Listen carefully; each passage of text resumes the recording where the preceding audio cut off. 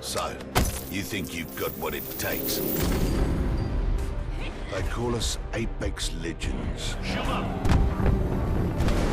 But not all legends are heroes. Remarkable. Each fight for their own reasons. I knew your every move. Shoot her ready. From the ashes of war, legends are born. They're icons of strength and power. Time to win. Outside the ring, Thank you. they're champions. You guys miss me? Inside, they're equals. But the goal remains the same. We drop. Become an Apex legend. Fight strong. They say it's a sport of survival. First blood. You ask me, it's simple, eh? They kill you, they're better. You kill them, you're better.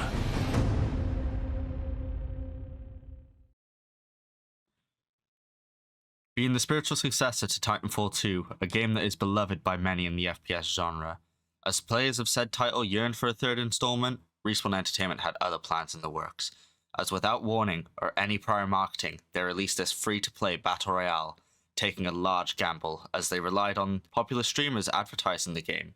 This resulted in millions downloading on day one. By the time a month had passed, they had gained 50 million players. Safe to say their gamble paid off, and Apex Legends has become one of the quickest growing games of all time. And with us now on Season 23, and a classic mode for the game, a return to form if you will, I have one question. Where did it all go wrong? Was it the false promises, the egregious monetization, or lack of communication? Or was there something else that caused this instant success to become a dumpster fire of problems? As a free-to-play battle royale, which at the time had just established itself in the gaming genre as more than just a minigame, and now there are games solely built around the mode, such as PUBG, Fortnite, with more titles to be released thereafter, with Fall Guys and Call of Duty Warzone, proving just how influential the genre had become. Apex then also incorporated a previously and still popular subgenre of team-based strategy/ability games like Overwatch, League of Legends, Rainbow Six Siege, with more popular future titles like Valorant, all of which have extremely competitive communities with high skill ceilings. This combination plus a contract with the devil, EA, they handcrafted a marble-paved road to the city made from stacks of cash. And that proved to be true, as they made nearly $100 million in the first month it released. And may I remind you, it released free to play. Clearly, they cracked the code. Releasing with 7 unique legends, they all have their own personalized stories that tied them to their abilities, and with time, they would amount to a cast of 26. The initial cast consisted of Bloodhound, the primal recon legend, Gibraltar, or better known as Lifeline, the medic, Pathfinder, the friendly murder bot, Wraith, the edgy girl with schizophrenia, Bangalore, and then there were 2 characters you had to earn points to unlock, introducing players to how they will access any future legends. Caustic, the angry mustache man if he lived in the future, and finally, Mirage, the trickster, the bamboozler. These characters were the foundation of what would be known as Season 0, all of which had small amounts of background story, just enough to understand the characters and their placement in the world, but they definitely needed more fleshing out. Then by Season 2, still early into the game's life, we were given 1 more legend for each season, with Octane the Adrenaline Junkie, who was actually based off a time trial in Titanfall 2, as players used a grenade to give themselves a boost in the start of the race, so did Octane to cross the finish line, blowing up his legs in the process.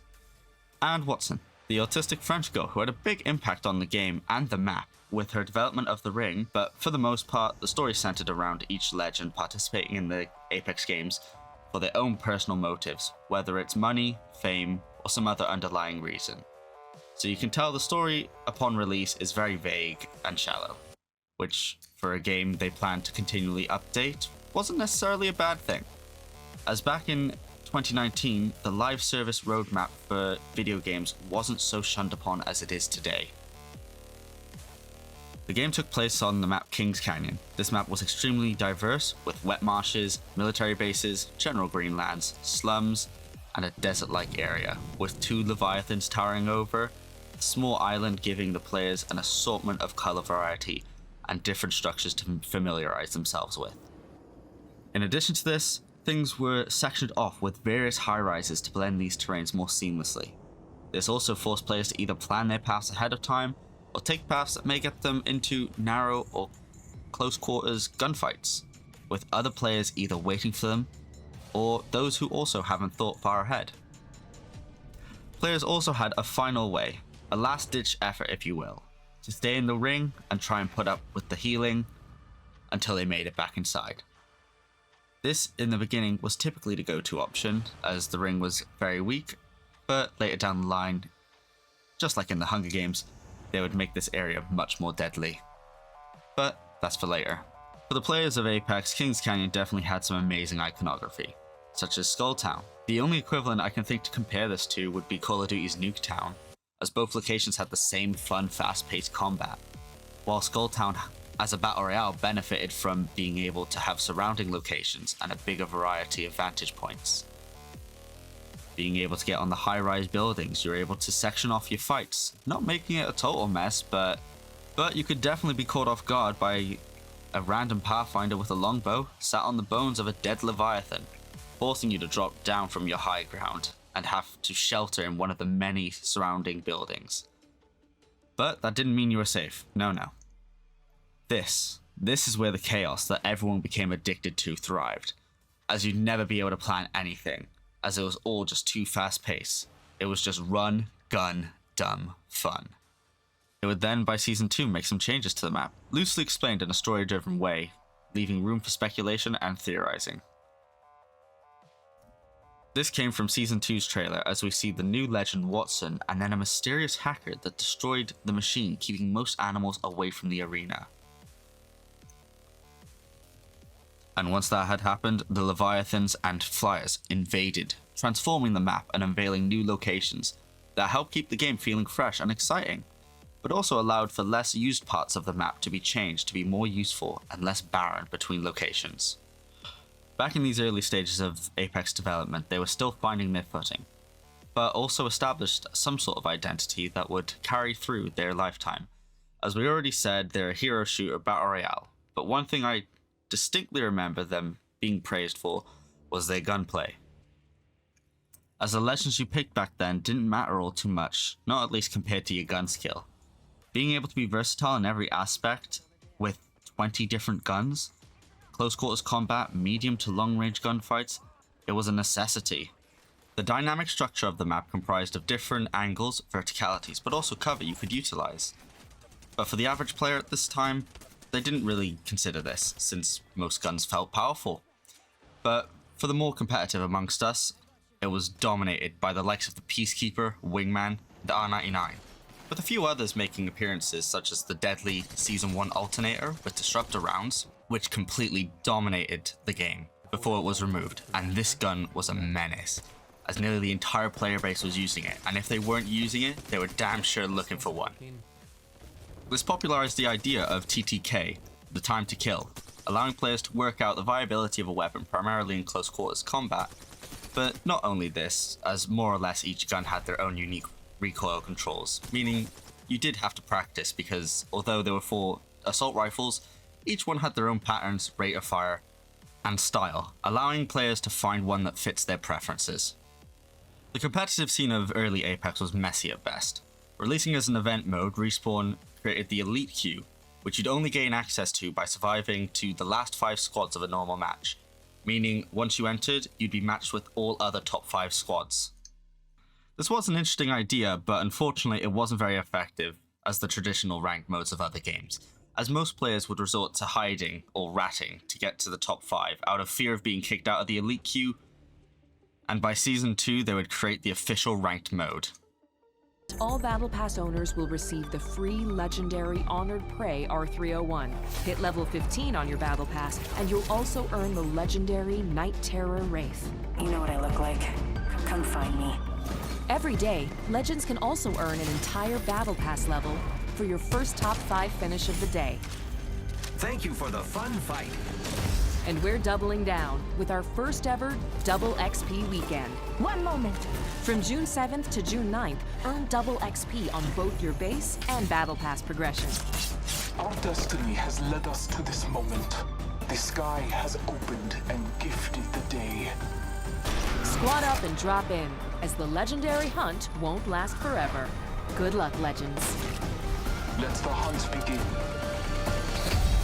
And by Season 2, they would create the official ranked mode. Based on kills and placements, they rewarded players for playing more aggressively and getting kills, but also for surviving. This combination meant people were less likely to hide and less likely to throw a match, balancing for the best of both worlds. Now, a game confined to the shackles of EA surely would have had egregious monetization, right? Yeah, boy. The game launched with the traditional way to get children addicted to slot machines, mystery packs. Just like in older titles like Halo 5 and Overwatch, there were 2 ways you could get these packs. One was through earning them by leveling up and doing challenges. The other, money. Hello, I like money. For about $10, you can get 10 Apex packs, or if you'd rather, you can spend that same money on the Battle Pass, working your way through the levels and challenges for better rewards. Then the Iron Crown event dropped, and although very fond in players' eyes for the solos event mode and the new heirloom, the only other one being the secret release Wraith Kunai, players were happy to see another legend get one. But each pack costed 700 coins, for one pack the equivalent to 7 normal packs. But to get this coveted item, you'd have to buy the whole collection, spending nearly $200 on digital items in video games, which in my opinion is just kind of messed up, even for a free-to-play game. This caused some controversy, as yes, although us players would like to support the developers, that price tag is about the price of 3 brand new AAA games. But apparently the skins in this event were exclusive to the event, so some players justified it by saying that at least they would own the skins new players may never get to. Now, although not directly halfway into the game's lifespan, I'm going to call Season 8 Mayhem, that's its name by the way, the halfway point for the game's player base. By this point, we had an ensemble cast of 15 total legends, double the previous cast, and gaining a new legend every season, which definitely helped the players stay engaged with the game season after season. Going season by season, we start off with Season 3's Crypto. He was alluded to in Season 2's launch trailer as the mysterious hacker joining the games. His motive? To find out more about his missing sister, becoming the infamous hacker. They have taken everything from me. My friends, my family, my identity. My redemption is still out there. Now it's time for me to show them the truth. Now it's time to play my game.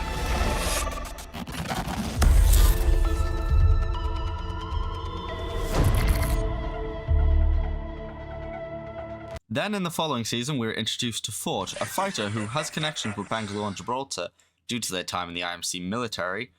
He pursued life as a boxing champion. We, the players, received a lot of promotional material and lore to get us familiar with the soon-to-be new legend. You're already dead. An unexpected change of events would come as he was murdered during a live interview by the robotic assassin known as Revenant, the true Season 4 legend. We got extremely vague teasers to this before he unveiled himself. The shock to the players was met with a lot of positive interactions.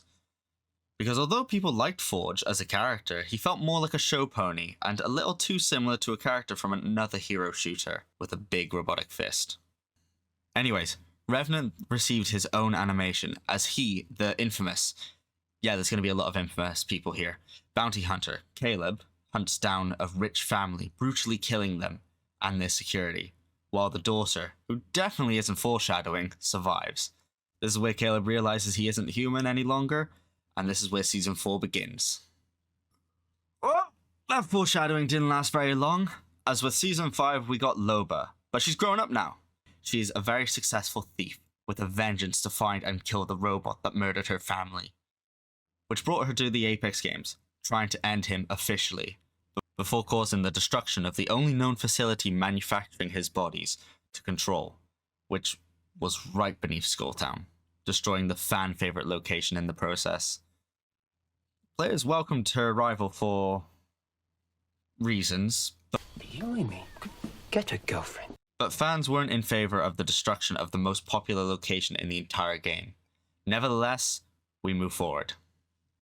Next up, turning crap into gold, is Rampart, a mechanic with a love for crazy and powerful mods, supplying many with her carefully crafted toys. She'd end up setting up her shop, before being ambushed and the shop burnt down by a mysterious sister character. Approached by Blisk, she would join the Apex games, supplying the games and some future legend, whom I won't name at this moment, with a lot of her modifications. Flying into Season 7, we have our newest legend, for players and Mirage to fawn over, Horizon. Being the Space Mother, people quickly gravitated to her due to her positive energy and tragic backstory, as she was betrayed by her assistant, leaving her stuck in the event Horizon. She promised her son she'd return to him, but once she had, 87 years had passed, and her home civilization was in ruin. As she now works on a way to return to him, this is also where we get introduced to Apex's third map.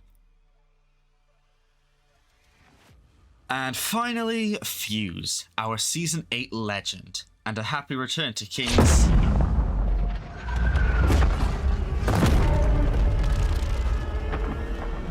Come on now, dawg.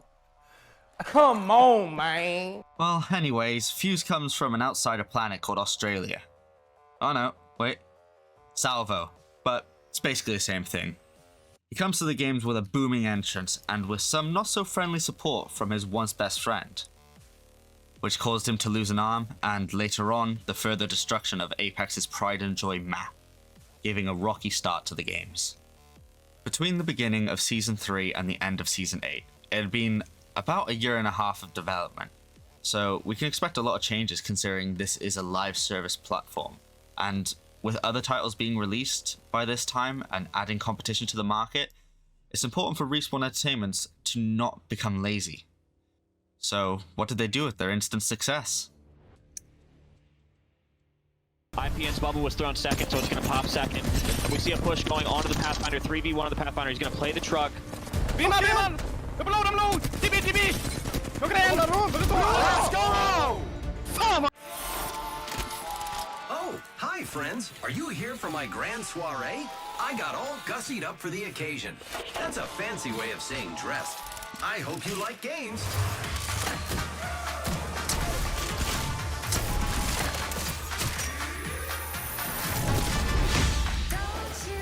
Ooh, shiny.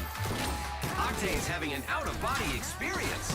Reptar versus Duval of Cruelty Team to see who will come out on top. Reptar, of course, has his scan. He's going to be able to get some intel. He wants to survive so bad. That's why he's kind of double backing for it rather than playing with aggression. Duval's not letting go of the gas pedal. He's playing with aggression here. He wants to go out in this fight. Instead, Reptar's going to get some good shots in. It all comes down to this. He's going to get a melee. Reptar with 1 HP is going to do it for his team. You can... I'll high-five you all when I see you.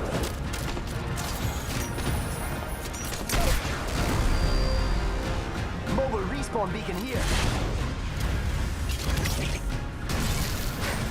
My synapses are firing again.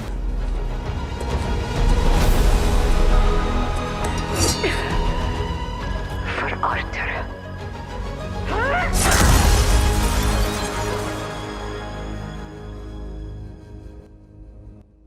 As I previously mentioned, they added new characters for every season, filling out the lore and filling out lore for older legends too, in such things as trailers and animations called Stories from the Outlands. Some in game events, comics, dialogue interactions, and some other notable medias such as a book. Now, although I won't be going over each character's specific lore on a super analytical level, otherwise I'd be spending the same amount of time at Horizon spent in the black hole, there are definitely a lot of other videos you should check out by other creators who have gone into depth on each of these characters. But what I can say is these seasons were probably the most lore-dense seasons of Apex. Also, between these seasons, we got 2 new maps, bringing our total up to 3, with Kings Canyon, World's Edge, and Olympus, where our 2 new additions would receive a lot of praise for their world building. But they weren't just standalone new maps with nothing new to offer, and just left to stagnate. Over this period, each map would develop the same way Kings Canyon did in Season 2. Starting off with World's Edge, my personal favourite. The original World's Edge was very similar to Kings Canyon with a very obvious fan favourite location, Capital City, with some lesser favourites depending on drop location, but it was also similar in diverse landscape. We also had 2 polar opposite sides of the map conjoined by a city landscape and a train line, which, may I add, had an active train passing through it, as we had the Ice Age location caused by a mechanical malfunction and the fiery lava fissures where the other side of the map hadn't malfunctioned. But one thing I can say is different, but in a positive light, is the structures, as everything felt completely unique and different. Respawn clearly had a formula to both make their maps similar enough that they weren't jarring to understand, but also able to drastically change their style of structure, and this would hold true for their 3rd map, Olympus. Olympus still had interesting POIs, maybe not the same as Kings Canyon Skulltown or World's Edge Capital City, but as time went on this might have been a good thing, as Respawn also made the map significantly bigger than the previous 2. It allowed players to spread out more, lowering how quickly lobbies vanished, but also meant you could pretty much land anywhere, and if you didn't have a team land right next to you, you knew you wouldn't have to cross the whole map just to find someone. Which was a problem the last 2 maps would have, primarily caused by having popular POIs, which Respawn remedied the same way they did their last game. By nuking the bitch.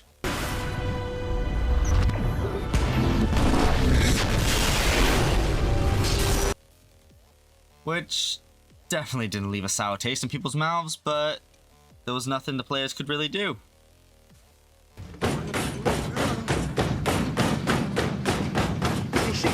Easy. You're not gonna get it started that way. But with the destruction of their favourite locations, at the same time more love was given to more forgotten locations, which was appreciated, but still overshadowed by the destruction of their favourites. This was and would be a recurring theme, as little by little each map would see change with both positive and negatives. But for the most part, all changes were justifiable due to the lore that came with it. But as for gameplay, yeah, it's about the same. With destroying the fan favourite locations, players diversified across the map more, having a greater effect on Kings Canyon, while World's Edge just became more smaller, not completely deterring players, more so just becoming more formulaic in its fast-paced mess, as there was less unique and significant buildings to utilise and the spread of players apart. To carry on from this, talking about gameplay, in Season 3 we received the Anvil Receiver for the 301 and Flatline, and the double tap trigger hop up for the EVA 8 and G7 Scout, which interestingly changed up the competitive format as pros switched from using the more obvious heavy hitter shotgun for this fast fire rate shotgun, and making the assault rifles more versatile for long range gunfights, which became more clear to players even outside the professional competitive scene. It was about this time in Apex life where everything started to get more optimized for the players and the game. More guns were added nearly every season, like the Charge Rifle, Sentinel, 30-30 Repeater, and the Vault. And with that came the addition of sniper ammo, turning any previously ammo-dependent snipers into its own separate category, with its own magazine. This would be coupled with the changes to looting and inventory, because OG Apex was clearly too forgiving to its player base. In our mid-stage, they were reduced the storage of every item, Phoenix kits down to 1, batteries and medkits down to 2, and small heals limited to 4 per slot. This was medicated by the addition of 2 extra item slots, but this did force players to optimize their inventories more, balancing whether they relied more on heals or ammo, or what extra items to hold onto. With each new addition, the loot pool started to become more crowded. Respawn saw a problem, and in Season 6, they created a solution, with crafters. A neat little addition, randomly placed on the maps each game, where by gathering materials you could craft items that you are either struggling to find, such as ammo or healing items, or guns and items that had been removed from the floor loot, which overall benefited the player base because they would be able to craft their desired item and wouldn't have to spend their entire game collecting junk. Following this in Season 5, yes I know that isn't chronological order, shush, they turned what was limited time modes into playtests for official and very well welcomed items such as the Evo Shields in the Battle Armor event. They introduced the Evo Shield, which, as the name suggests, evolves as you use it, upgrading to be more effective at protecting you the more damage you dealt to the opposing players. I think this was by far one of the best additions to the game ever, as it rewarded players who were troubled with bad luck, as long as they were skilled to back it up, with 4 stages, white, blue, purple, and a new red armor. Originally, the red armor was very hard to achieve for the average player by themselves, giving it this sort of fuck around, find out mentality. Because if you shot someone rocking this, you knew you best start running because they ain't afraid of nobody. Anyways, after much love by the fans, we received it permanently. We also received a feature I don't think any other game had made, or at least implemented before. Everyone knows how infuriating it is when your internet goes out on that one game that was going to be a new record. Maybe you're about to rank up, or maybe you hit a new high kill game. But then, poof, it was gone. This wasn't just frustrating for you, but also your team, instantly being put on the back foot. Well, Respawn recognized this problem, and while they did have a poor reputation with their serviceability, they made a way for players to rejoin the match. And while this may have ruined the momentum, it didn't mean you were completely out, having to face abandonment penalties, losing all your points, kills, etc. It was quite possibly the best feature they added to the game, only rivaled by the Season 6 Aftermarket Collection event, which united all players across all platforms. It didn't matter if your friend was on PC, Xbox, or PlayStation, everyone was now mixed into one big party. Not only was this beneficial to players in the sense they could play with their friends, but also meant that the downtime between matches was lessened. Getting people into games was quicker, which was amazing for the game's health and longevity. Something that couldn't be said for Season 7's club feature. Simply put, clan tags. There were plans for more development based around this, but ultimately nothing came of it, and eventually they removed it. Respawn also made some smaller changes that were a mixture of quality of life, minor buffs and debuffs to most features of the game, to players' enjoyments and dismays. Such as vaulted items, items that would not appear for either the week or for a whole season, more variation to hop-up attachments, slight changes to character abilities based on how effective or ineffective they were, a higher level cap for dedicated players, and a new rank group called Masters, separating the Diamonds and the Predator rank, as too many people were able to cheese their way into Predator, and Respawn made the Predator rank exclusive to the top 500 players of the respective input. Between the start of Season 3 and the end of Season 8, we received a total of 13 main in-game events, just over 2 per season, lasting between 2 weeks and 1 month, all releasing with a mixture of town takeovers that reshape the locations, new heirlooms for specific characters, and skins fitted to the theme of the event. But these events also brought the players new game modes, some even multiple, allowing players to enjoy the game, and as the game, like many others, would have begun to slow down, they would release these modes, helping to keep the hype of the game alive. These were also where Apex would typically receive patches and updates to fix any issues they had managed to tackle, and while players weren't exactly thrilled to be dropping $150 to $200 on a couple of skins and a melee object, most of them felt fitting to the character in either personality, backstory, or even thematic to the event, while not feeling forced and instead well thought out. Such as the Youngblood Bloodhound skin and the Memoir Noir Pathfinder skin, both perfect representative skins of the characters' backstories. Was every skin a hit? No, but there was clearly thought, and not every event felt forced, while the mini-store event only amassed 4 by the end of Season 8, and a clear money-making tactic was employed in Season 6, with us receiving holosprays, a way of communicating and showing off to other players.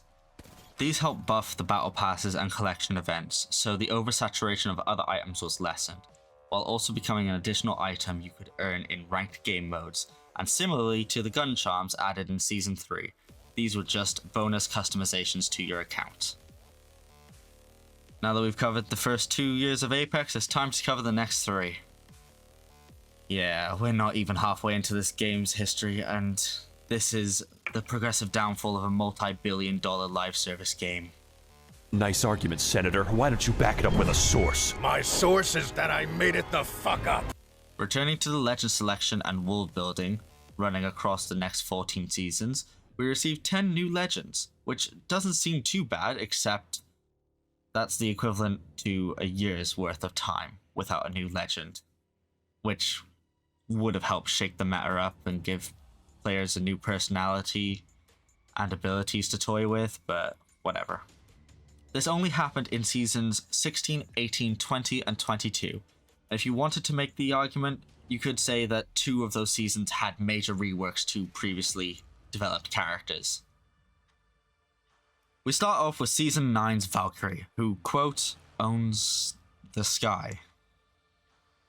Wait a second, that sounds familiar. Voodoo 1, Viper's on station. Your journey ends here, pilot. The skies belong to me. Nowhere to run, nowhere to hide. Yep, one of Respawn's most badass enemies had a daughter, and she's nothing like her father. Can I speak to your manager? Oh, brother, this guy stinks! Yeah, for a character who's the child of every Titanfall player's nightmare, more than likely an attempt to pull players of said title into the Apex scene, her attitude was polarizing to them, as while she retained the cockiness of her father and other Apex pilots, she didn't command the power and presence they did, almost seeming more like a wannabe than the real deal, and we see this in the North Star animatic. She's shown hunting down her father's former employer for vengeance, only for her to be shown as completely incapable of anything, as Blisk, the recruiter and previous employer of Viper, clearly had a read on the girl throughout the whole interaction, managing to convince her to enter the games instead of killing him. Which, need I remind you, is the thing she set out to do. And when it came down to her own pilot suit, it wasn't even a thing that existed before, as we see her commissioning Rampart to make her jet suit.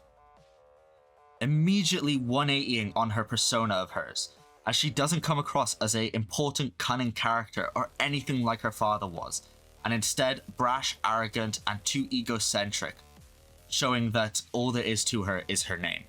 The next legend to join the games was Lil Nas X. At least that's the connection a lot of people made, as Sia released at a similar time to the singer's Montreal song. But as for what we knew of the character, on initial impressions, it was he was a cursed child because of his blue eyes, and that he had the mark of the moth, but this wasn't exactly explained, which just made him seem like some voodoo character. Following that, we had a much better introduction to draw in Titanfall 2 players, as after building her head in Season 5, in Season 11, Ashe, a much anticipated legend, joins the games. Not only was she revealed as the scientist that betrayed Horizon, but also that instead of being this psychopathic murder bot, as we saw in Titanfall 2, she was actually divided into 2 personalities, being forced into a decision of either die or adorn this simulacrum body. Similarly to that of Revenant, and while Titanfall fans were surprised she survived after their character crushed her robotic body, we put her back together, and now she's on her own mission, being the cold, calculating assassin Titanfall fans recognize and loved. Far greater a success than Valkyrie ever was. Another foreshadowed character was Season 12's legend Mad Maggie, Fuse's old Salvonian childhood friend turned enemy. She deemed him a traitor, while she stayed to fight for their homeworld's freedom, as it had been a war-torn planet for years, and her only way to get back at those who wronged her was to cause riot and acts of terrorism, which we see in Fuse's introduction. Which is what led to her being tried and sent for execution, before being saved by a mysterious character who eerily resembled Octane. Besides that, Maggie hadn't been saved, but instead more made like a martyr, as she was sent to compete and die in the Apex games. Which doesn't make a lot of sense. Sometimes they say people die, others they don't.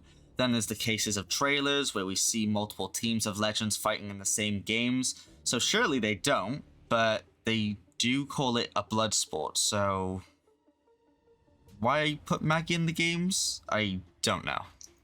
Ugh. God. So many people have been foreshadowed or once dead, but apparently not enough. Newcastle, a character that left players more confused than excited. As leading up to this character's introduction, we were led to believe Bangalore's brother the man she'd been searching for since preseason was dead. But no. He just settled down with a family in some small city seemingly owned by the mafia, and the only reason he joins the games is not to reconnect with his sister, who thinks he is dead, but just to pay off a debt, and even once being teamed up with her, doesn't even bother to divulge this information. Bangalore just figures it out herself. Upon release, this made no sense whatsoever, so he had a rocky start to the games. Next up is Vantage, who, while having a story not tied to any other legend, just like Seer, as a character, she was sort of overlooked and undeveloped, as a core of her story is more dependent on her mother's past and secrecies than herself. And then there's the psychic rock lady Catalyst. Let's be honest, we all know a girl like this, who has a deep connection with her planet's moon, and so did her friend, who tried to save her from a big corporation by, you know, casually blowing up the station. Come on, mate, I was just kidding. Do the rocks tell you what happened to her? No. They only tell you what you already know.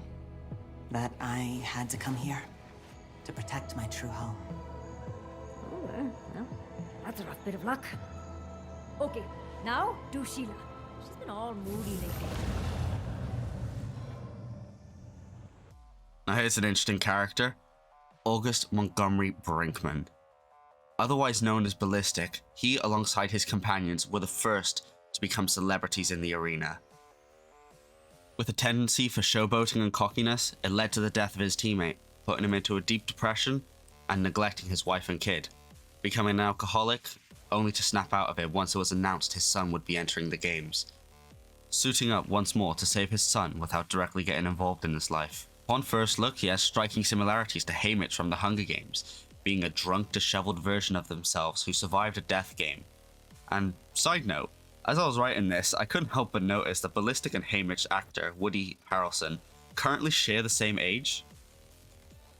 But moving on, he cleans himself up and re-enters the game, either to die or to show an old dog and keep up with the rest. For Season 18, we have Forge! Oh, wait, we already did that bit. Well, Revenant is reborn into this season with a new look. This was kind of Respawn's idea of a new legend without a new legend. This change was told across 4 cinematics and Loba's search to end Revenant once and for all, told over several seasons of build-up, and in the cinematics, we see how Revenant was being upgraded by Hammond Robotics to supposedly be controlled by Eduardo Silva, making him more enticed to seek out his own death. But being persuaded by the man, he took life into his own hands, taking possession of his head, stopped being controlled by others, and taking the opportunity to kill Eduardo in front of his son, making another one of the legends an orphan. This shake-up to Revenant partially came due to a balancing issue, but whatever the devs did, he was a flip of the coin, being either meta-breaking or near unplayable. Hence, he was reborn with his new look.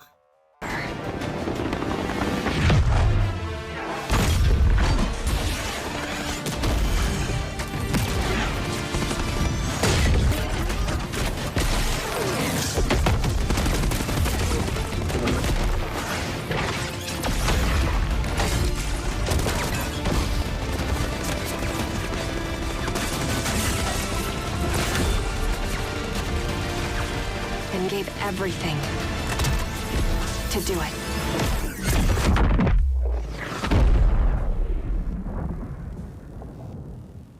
Conduit. She is our next legend, being the daughter of a Chernobyl disaster. She was filled with radiation as she went to the Titan Fallout site, desperately searching to support her family. But at what cost? Being poisoned with radiation, she enters the games, staying positive as she tries to support her family amongst the chaos and harsh realities of life. Which is why this scene is so jarring compared to this. It's my turn now. I'm the light, I'm the hope, a hero rising, a savior from the storm. I'm the night, I'm the darkness, and I will kill you for a chance to be reborn. No. I mean, I liked it. Then in Season 21, we got Wraith, an edgy dimension-shifting character with the ability to use portals for herself and her teammates.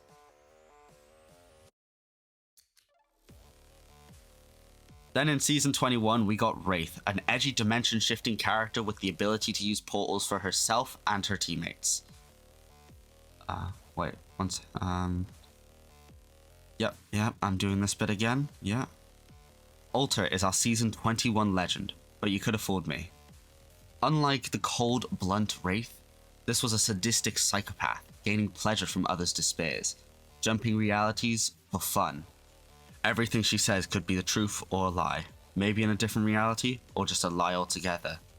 She's an enigma. All that is known is that she has set her eyes on Horizon, and her quest to get back to her son. And finally, to cap off all the legends is Lifeline in Season 23, who similarly to Revenant got a rework to make her more viable as a primary medic, as other support legends over the seasons seemed to steal that spotlight from her. In this season, thanks to Alter no doubt, the sky begins to tear and portals to other dimensions start opening up, sucking in the Dock drone, giving us a glimpse at possible futures for Apex. Lifeline sacrifices her arm to reach inside the portal to retrieve the Dock drone.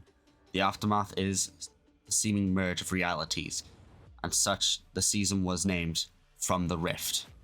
Lifeline received a prosthetic arm, and Dock fixed and fitted with new metal. Within this time we received 3 new maps, with Stormpoint, Broken Moon, and E-District. While the older maps saw a few changes, and despite the older maps being drastically different to their original designs, these 3 maps stood far higher than Broken Moon and Stormpoint. This is because they used what made the previous maps so good or bad to their advantage, and visually told a story through their structures, using mostly unique assets to each map. While Stormpoint and Broken Moon, while they clearly have their own identities, they're not as clear or fleshed out as the previous maps, and they suffered from a gameplay issue of they build everything on a fucking hill, making sure if you weren't on one of the few bits of flat ground, you were fighting an uphill battle every time. And with the type of players in Apex, there was pretty much nothing you could do if players were raining down bullets on you, because you'd be reaffirmed the second you tried to shoot back that they would do what is called a head glitch, which in layman's terms means you're a bitch! Where they could shoot you clear as can be, while you can't shoot shit. This wasn't helped by the fact that these 2 maps either had okay densities of structures, or they were more desert than the backside of Kings Canyon. Now you'll likely notice I didn't mention E-District during this tirade. While being the most recent addition, they managed to learn from what went wrong in the previous 2, creating a cyberpunk Night City type aesthetic, which while it does have a lot of choke points, they're not as deadly, as they made side streets and alternative routes, making these chokes less likely to be camped by enemy squads. Contrasting Stormpoint and Broken Moon, instead of an open vast emptiness, this map was swarmed with different buildings, houses, street vendors, hotels, open vehicles even, and many standout locations, so any reused assets don't become as much of an eyesore. It felt they used Capital City and Skyhook as a baseline and then expanded it into a full map, which was a benefit to the players because taking cover was more feasible. Closing in on enemies didn't feel like storming the beaches of Normandy, while also sectioning off fights, allowing more squads in a dense location without gunfights becoming a jumbled mess. If you thought 4 seasons with no new legend was bad, try nearly 10 seasons with no new guns. No, obviously this wasn't consecutively, but still. In the time span of Apex, we had more unique guns in the previous 8 seasons than in the following 15. So getting that out of the way, we had the bow check, which while on release only had one type of fire, unless you had the Shattercaps hop-up, would later adopt this hop-up into its general use, allowing the bow to fire a precision arrow at your enemies, reloading and drawing the arrow much faster than other marksman rifles at the time, while also dealing high power damage similar to the Sentinel sniper rifle. Then there was its hip-fire alternative, shot like a shotgun burst for low damage, but still with that high redraw time, allowing you to quickly whittle down your enemy's health. But this weapon's cost was too grey for it to stay in the common gun pool, as Apex was running into an issue. There were too many items in the game cluttering the floor loot, and the introduction of a new scarcely used hop-up and new ammo type specific to one singular weapon. Thus, the bowcheck was made an heirloom tier weapon, only being able to be accessed by the care package, with a limited amount of ammo.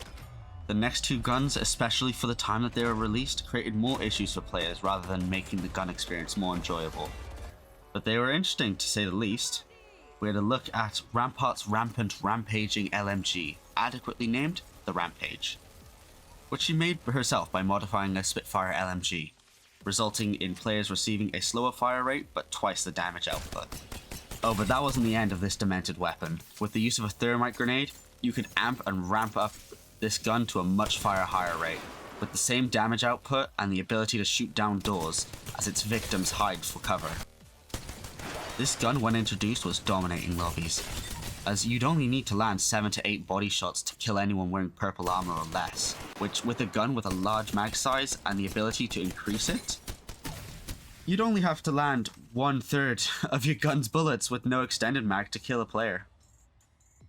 Now, aside from what's previously listed, there was another reason this gun was a problem, as right before this gun was introduced, the Spitfire was dominating the game, and in an abundance, creating a dull meta to play and a frustrating one to go up against. This LMG takeover was an issue for players, not because a select group of people could use it and another couldn't, but it was in fact the opposite. Its large mag size, decent damage, easy to control recoil, and versatility at all ranges meant everyone was good with it, and people who were good were deadly. So it felt, instead of dialing back the problem, they chucked a thermite in it and said good luck. Then there's the Car SMG added the season after. Now how are these two guns linked? Well, the Car is a copy of the R90. No, actually they're similar because the Car was added seemingly as competition to the R99 and just a SMG killer as a whole. Because this gun was strong, so strong in fact, when compared to other SMGs, it had a near full house, being the best for damage per second, time to kill, and utility, with an ability to use both light and heavy magazines and ammo, while in other compared categories like fire rate, damage, and damage per mag size, safely positioning itself in second place, overall making it vastly superior to any of the other SMGs. And while the R99 was widely used before, seemingly the fan favourite, it couldn't keep up anymore, falling into a realm of mediocrity alongside the other SMGs within niche playstyles, and flaws larger than their benefits, which, when competing with a brand new toy, simply isn't able to give out the same raw output.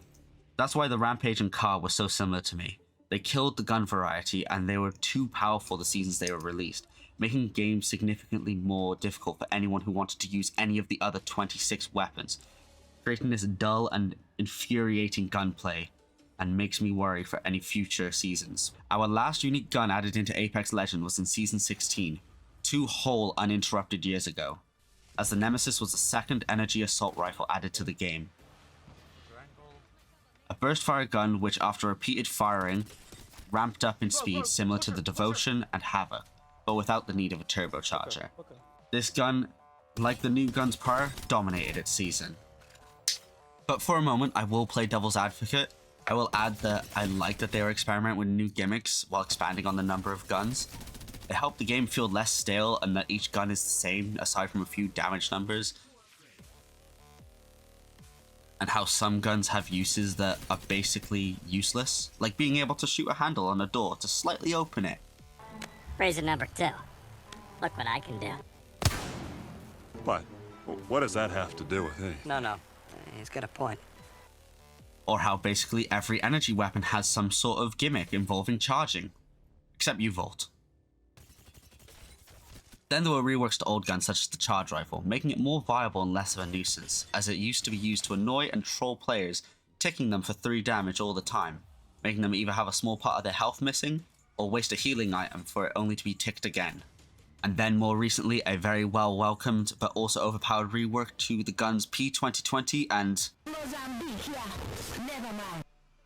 They received a change where you could pick up 2 at the same time. With a reduction in your aim, you could fire both simultaneously, making a laughingstock of the Apex scene into extremely deadly and easy to obtain killing machines.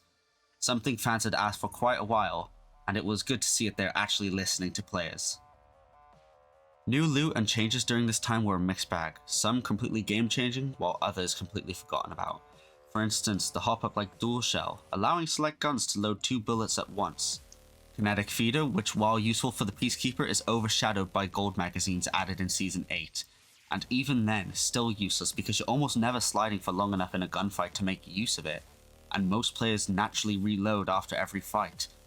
Explaining why both hop-ups were revolted since Season 14. Same goes for Deadeye's Tempo and Shattercaps. There were too few guns that utilized them. But on the other hand, there were the survival items. Oh, Season 5 did that. shit. The issue with hop-ups being part of the loot pool I think could be remedied quite easily. It's not even something new Respawn would have to add to the game. It's been here, staring back at us since Season 1. I think the answer to this is the select fire receiver. Nearly half the hop-ups in the game change how a gun fires, and it's literally in the name. Select your fire. And after each new hop-up has been added, my argument has strengthened. Make this hop-up gold or heirloom tier. This way, one hop-up would do the job of 5, servicing at least 10 guns, driving up its value, lowering the number of useless hop-ups in the loot pool, and any new alternative ideas for guns, or even new guns, could be put into this near universal hopper. Okay, but in Season 11 we actually had quite a positive change, and quite simple one at that, where they added the color wheel for reticle sights, which was really helpful in terms of quality of life and being even more helpful to colorblind players. They also had certain presets, but that didn't really help with everything, as some colorblind people would still struggle.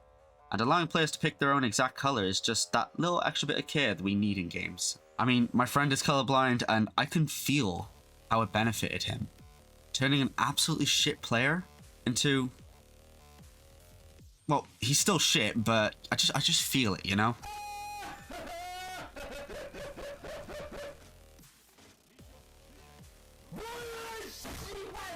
We also received a Legend class overhaul, as they were all reworked into Abuse, the Cool Kids table, and then the Nerds, Nerds, and Nerds. But actually, these changes definitely made picking classes much more refreshing. As while Legends had their own abilities, there was also then the abilities shared amongst them. Similarly to how Pathfinder's passive was stolen from him many seasons ago, which also later in Season 20 reshaped how shield leveling worked. Gaining additional points to your shield, leveling them up by doing class-specific actions during the match. This also added the Legend upgrades. Respawn added, in addition to extra shields for each level you get 2 new character-specific perks to choose from, to buff yourself and lean into your own playstyle. Time to talk about something that isn't Battle Royale, and something looking back on it, I'd like to give a little praise on. When Arenas was first added to the game as a permanent mode, I didn't like it. In fact, I'd probably go as far to say as I hated it. But as time has gone on, I've realized I didn't hate the mode. I just hated my fucking teammates. And I always hate my fucking teammates. But this time, I was stuck with them for a minimum of 3 rounds. But as a mode, I think I enjoyed the 3v3 aspect. Nobody a third party, just one 3-person team against another to decide who was better. Your performance each round dictated how many materials you had to invest in better gear the next round, either upgrading your guns, buying more grenades, or heals, even restricting your abilities, having to buy multiple if you rely on them, making this mode a great way to identify what you need, and what you need most in the Battle Royale version of the game.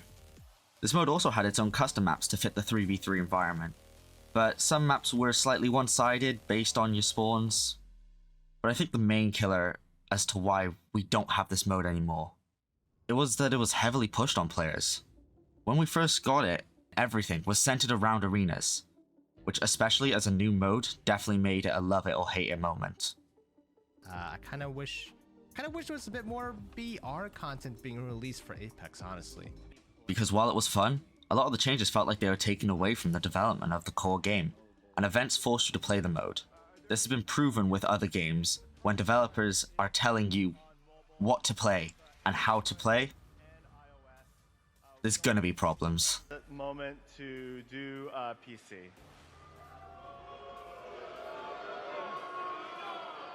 Do you guys not have phones? Yeah, you guys all have phones, right? With 2 years of pushing this mode and developing it, it just wasn't where it needed to be. Not to mention, players would often pick gun compositions and strategies that were just too difficult to go up against, being poked by triple snipers or LMGs, 3 support legends forcing the game to play slow and frustrating the players, which sure, it can and does happen in regular Battle Royale, but in the regular Battle Royale, you can just move to a new location and fight different enemies. But in arenas, you're stuck against the same team for 3 rounds of the same drawn out bullshit. So I think arenas could have been a great mode, but for it to be permanent again, it would need a lot of refinement, and probably would be good if it was added to its replacement, the mixtape queue. The mixtape queue was several modes experimented through events to create a playlist of different fast-paced modes, similar to games pre-2020. where you could choose from a selection of different modes in a single game. In this mixtape, we had Control, a 3-point objective mode, slowly gaining points till you reach your goal, with care packages and priority objectives to spice up the balance, as you and 8 others compete against another team of 9, with preset loadouts and fast respawns. To describe this mode as chaos would be an understatement.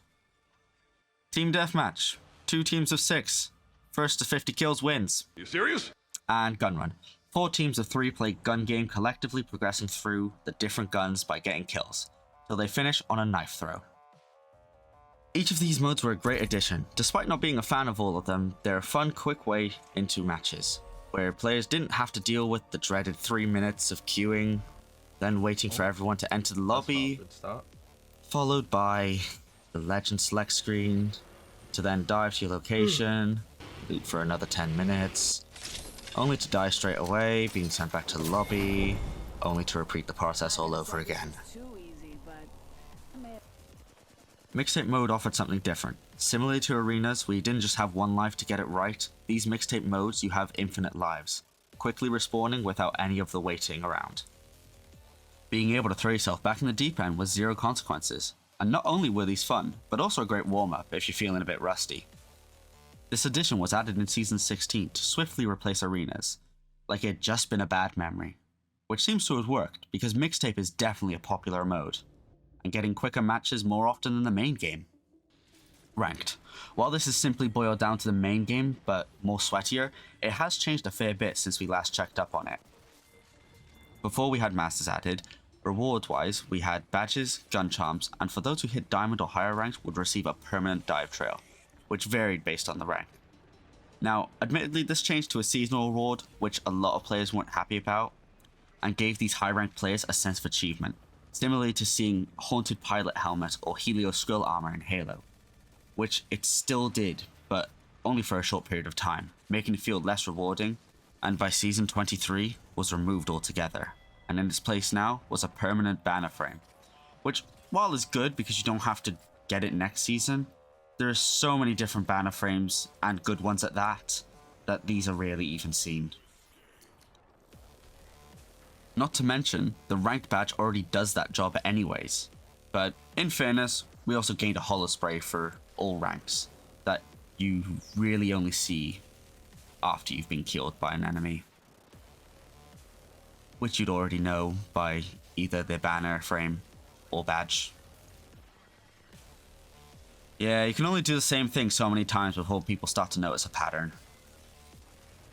Another pattern I noticed, while every couple of seasons the point system was changed, some more forgiving like the addition of participation points, giving smaller points to players of a team who may have not managed to deal damage to the enemy.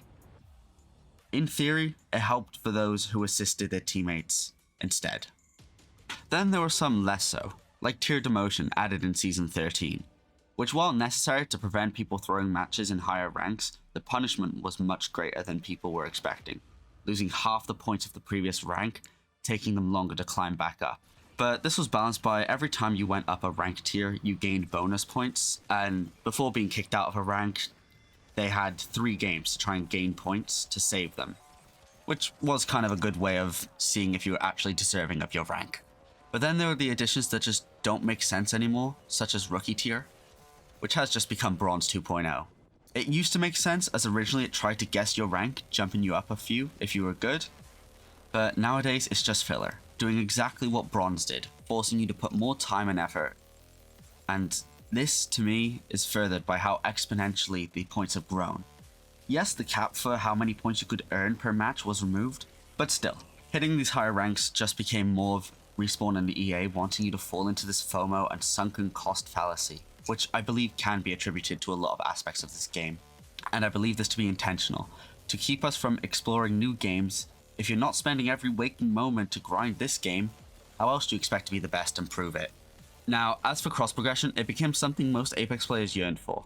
Having received crossplay back in Season 6, it quickly became the next thing, as a lot of people didn't like feeling as if they were playing handicapped, whether that was not liking being against controller players or controller players not liking how PC players played, and the toxic environment it quickly became. Not to mention during COVID time, where everyone was locked inside and people had more expendable income. They would naturally want to be able to play the account they put so much time and money into across any and all inputs. So we waited, and while every other Battle Royale already had gotten cross progression, Apex players were still waiting till mid-2021, where we heard news from insiders at Respawn that it could be coming by 2020. Which, while still a long time away, at least we knew something was coming. Anyway, skip to late 2023, and in Season 19 we finally received it. And finally, the last two things before I come to my conclusive opinion of Apex Legends, I want to talk about two things I believe have been the parasites leeching off of this game's back. Its monetization and the state of the game, aka the bugs, glitches, and major problems. It's not just because these are the most damning things to the game, but because they aren't something we the players have a different opinion on to the devs. But because they aren't just problems with the game, but the two companies that failed to nurture it. Come on over here. Come on over here. No, you flipped me off. Come on, coward. No. Come on. You're not an intellectual. You're a fake and a fraud. Firstly, the monetization. Here's a list of every store sale event. Now here's a list of every event per season.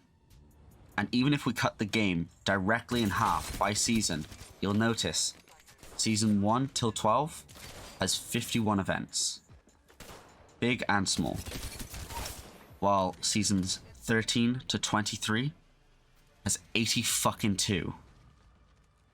Which would make you think, oh, this must be lots of content. Lots of different fixes, lots of updates, changes to the game. But no. 23 of those events were exclusively store sales. Have you done your homework yet? Oh wait, you're dyslexic. Done your yet homework, have? You, I'm Answer. Hey, talking, me too. Where the higher-ups at Respawn and EA were putting their hands out with grubby fingers expecting us just to hand over a lump of cash. Because it's not even like these skins are cheap. And the rest of the events also include their own exclusive store items too, practically becoming the reason the events exist in the first place. It felt like it was just becoming $150 here, $300 there. Give us your money so we can keep doing the same thing without changing the game whatsoever. The greed of this game is vile, and it doesn't even end there. There's an end item for completing the collection event, an heirloom. But in Season 15, for the Celestial Sunrise event, you'd pay the same amount for a legendary Peacekeeper skin. But not only that, but it was a recolor of a skin most players already had 2 of. Because it was the final reward in Season 3's Battle Pass, possibly one of the most played seasons. And so a $10 skin, which you got 2 variants of, you can get a third for the low cost of $150. I'll make that deal. How about you bitch? You make that deal? I'd make that deal. I don't blame you. Damn good deal. Thankfully, this was the only time they did this, as backlash was immense. But this wouldn't be the last of controversial cosmetic skins. As a couple of seasons prior, and for many future seasons, we got prestige skins.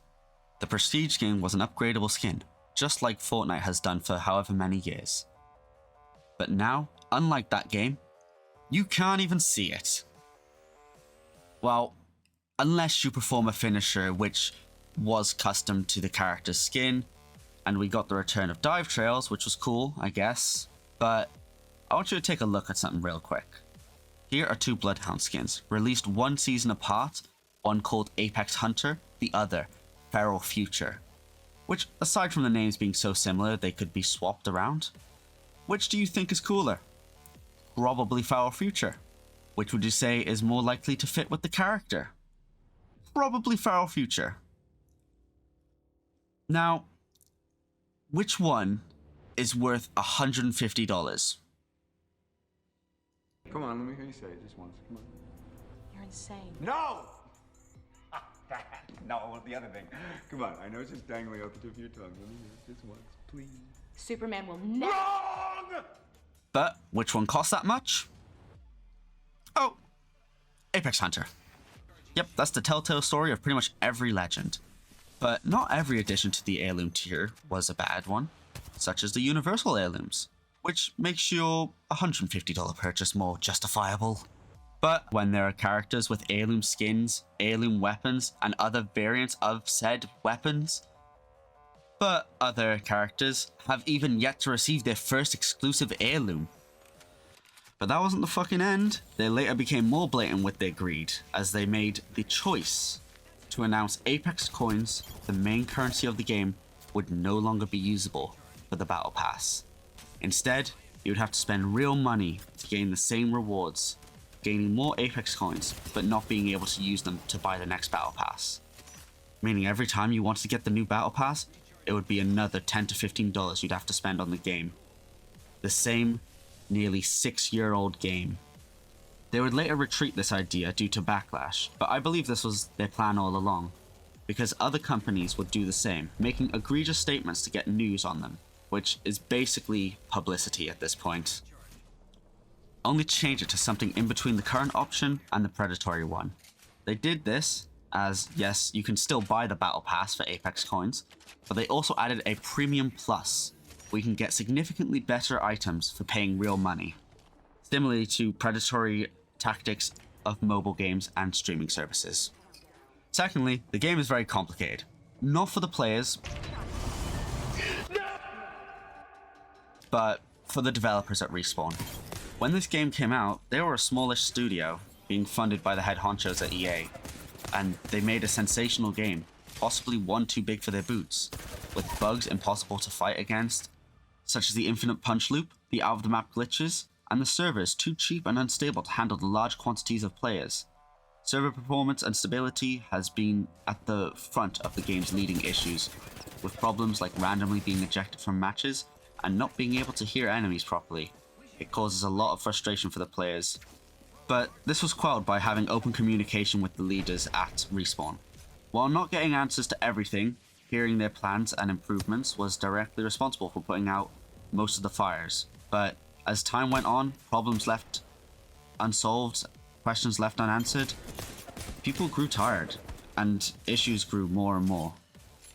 The number of cheaters grew and grew, leaving only room for the pros and hackers, killing the casual fun side of Apex. And nothing better shows off the inability, but also lack of security of the game, than when two professional players in the ALGS had their PCs hacked.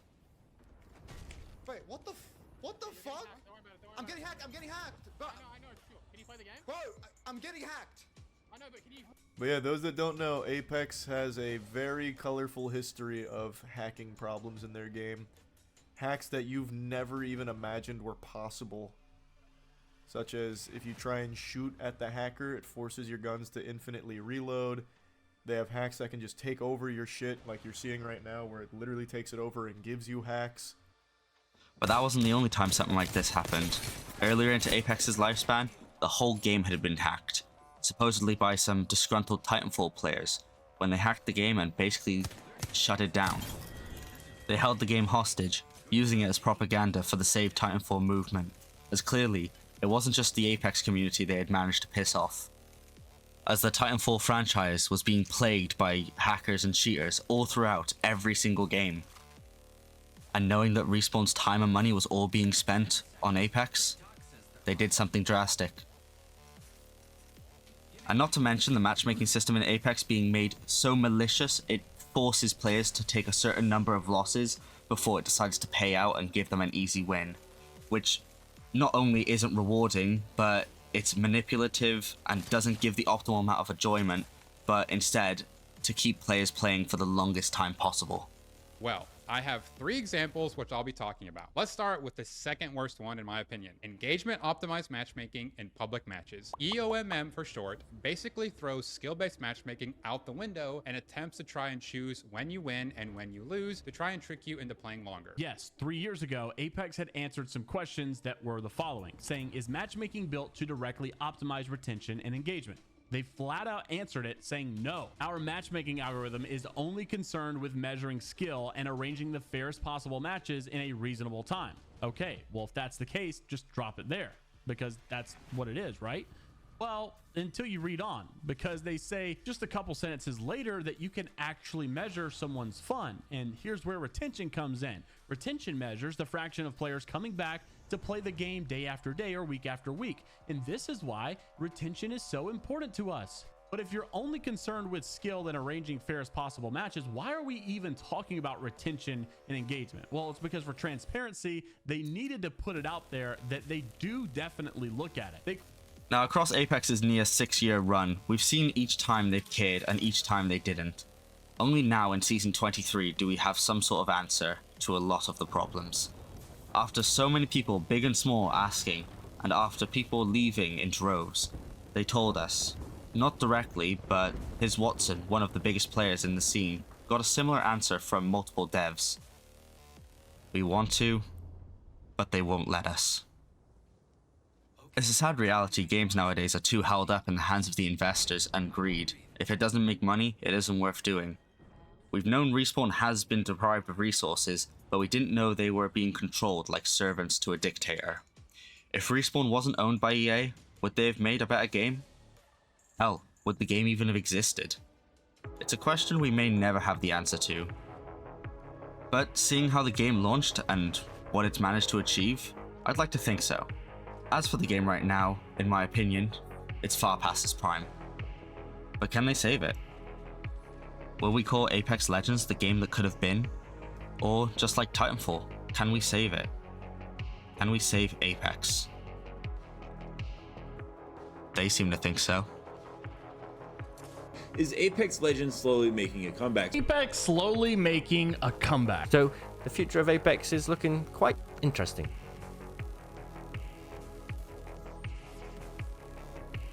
So let's talk about the good, the bad, and the controversial change that may have saved Apex's life. But for the first time in a while, I have some weird sort of faith that this next season is going to be actually pretty decent. That we are listening and have a renewed focus on the things that matter most to you as we find new ways to evolve and refresh the Apex experience. So today, our design director Evan Nikolic and I will share some of what you can expect for the next year of Apex. As part of our ongoing commitment to being more transparent with our community, we wanted to share some updates on matchmaking and anti-cheat. We want your matches to be fun first and foremost, and that can happen when you're getting stomped by high-ranked players, having games ruined by cheaters, or if you have a lack of confidence in our matchmaking and anti-cheat systems. We want to take the guesswork out of matchmaking. Our goal is to make matches feel sharper for each game mode. So you can expect to see regular changes and tuning throughout each season. This game, Apex Legends, has been fighting an uphill battle since day one, not knowing the amount of challenges ahead. One of its biggest being carrying its shitty teammate at the same time. But if they really plan to do what they say, I think Apex Legends may have their second wind, and could make a comeback. To develop and refine what is already good about the game. To try new things, new modes, new abilities, new guns, new legends. Whatever you need to do, just do it. Just focus on saving Apex. On day one, you were a Titan, and even now, you're still a giant. Find your footing, and don't walk, run.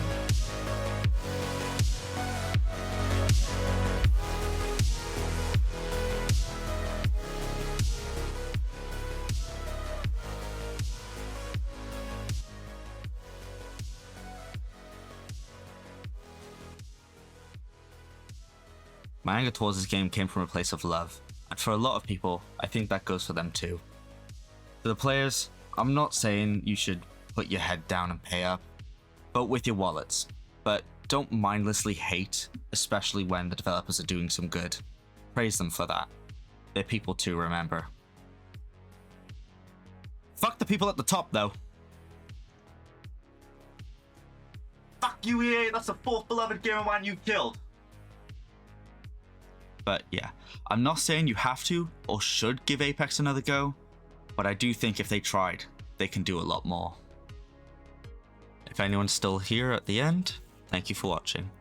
This video's taken a lot for me to make, and I know I've forgotten a lot of stuff, but if you wanted to, we can talk about it in the comments. But yeah, thank you for watching. MayDay, I'm Kay. Till next time, legends. Peace.